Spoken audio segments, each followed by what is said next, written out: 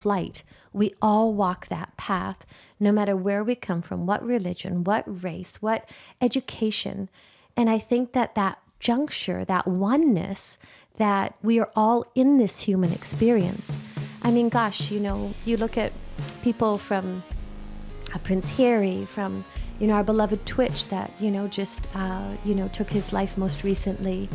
And it's like, oh my gosh, you know, you wouldn't think of maybe somebody in a position of that nature, or a certain level of fame, or that one might perceive that, oh my gosh, they have everything. But, you know, we are still having to navigate that inner world of mind and the doubts and the fears and so forth, and hopefully question and inquire. Yep. And transcend those pieces. I think that's the opportunity for us all. And I think that, you know, recognizing that, you know, the same force that beats my heart, beats your heart, beats Ethan's heart, beats all of our hearts, everybody that's listening, that is where we meet. I think that's gorgeous. Sage oftentimes ends, I tease you because like you'll end many sentences with, that's where we all meet, and which I take to mean like that is the collective that psychologists talk about. That's the collective human experience. Mm-hmm. And so Tone teaches that we all have many fears: fear of rejection, fear of failure, fear of too much success. But the primary fear that we all meet in is this fear of we're not enough, not enoughness, insufficiency, we're not enough, and so we won't be loved. And which is just a thought, by the way. It's just a thought. I'm not enough is simply just a thought. If we believe it, we really suffer. But it's just for those of you who are listening, we all have that thought. And if we believe it, we really go down a rabbit hole. And the gift of this human experience is the capacity to be able to question it. Sorry, I didn't mean to interrupt you.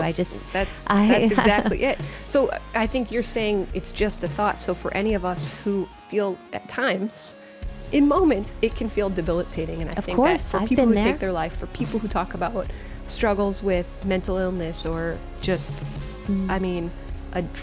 without even putting labels on it, just feeling like I can't do this anymore. It's usually like a feeling of like, I don't know what to do. I don't know which way to go. Any way I go, I'm not going to be enough. I'm not going to find an answer. And feeling that sense of overwhelm, like you don't have what it takes to do it, whatever it is. And you're saying, hey, when all that pressure feels like it's like physically on you, it is just a thought that you're believing.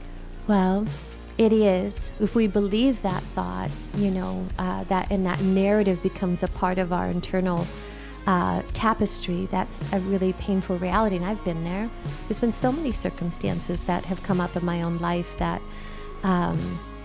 I would love for you to talk a little bit about like your own life. Give us a little touch for a second on, like, you and Tone have been together forever. We see these images of you guys. You're such a beautiful couple. It's not to say that Tone and I haven't been to heaven and hell again and heaven again internally, you know, individually and collectively. There's been times, I don't know, you know, at the beginning of a relationship, of any relationship, especially, I can't say any relationship, that's not accurate. In more of an intimate relationship of a dynamic, we have more impressions or conditioning around an expectation of who they're supposed to be. And that's brutal. That's painful.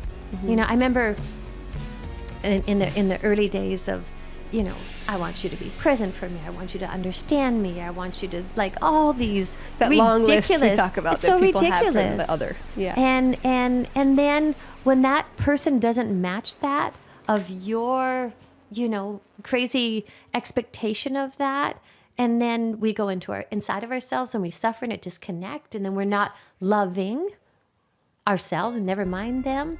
Yep. That gets weird and it gets clunky. And so I feel like the first, I don't know how long, you know, you spend the first probably decade getting over yourself.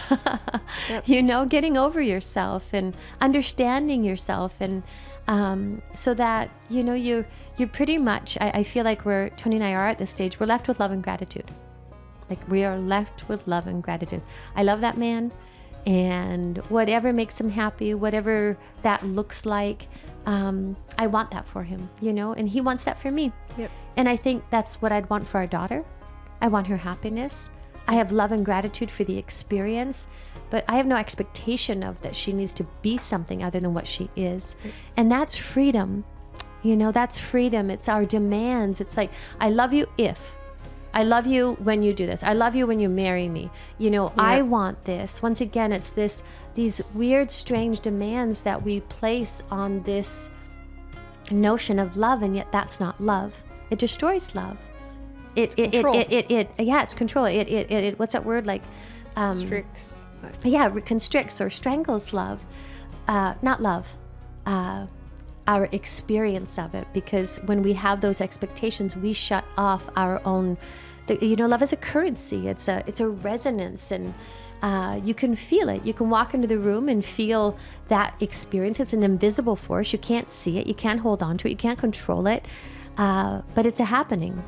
It's a beautiful happening, and it extends.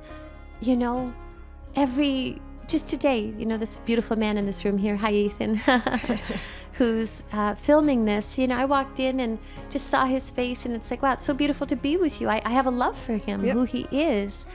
And I think that's where life really gets beautiful, is when you recognize, whatever you want to call it. If you're not a believer in God, if you are, it's like we're all children of God. If you're not, it's like the same force that breathes my breath, breathes yours. And so that there's this interconnectedness of this oneness, and all of a sudden this equality, or I don't know that equality is the right word, but this meeting point, this juncture that I was created, you were created, and I'm going through this human experience, you're going through this human experience. We all experience, life and like death and, all this human experience, or not enoughness. And it's like, what?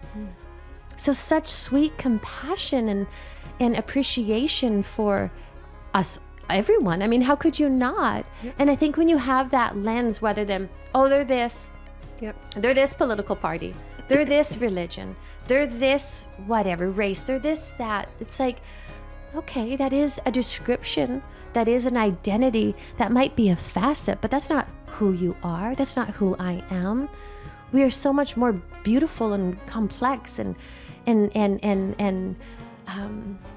intricate. I don't know that that's even the word. I know our friend Mickey Singer talks about open and close. Can you maybe speak to that a little bit? Well, you can feel intrinsically inside yourself when you're open and connected, and feeling that there's a spaciousness inside you.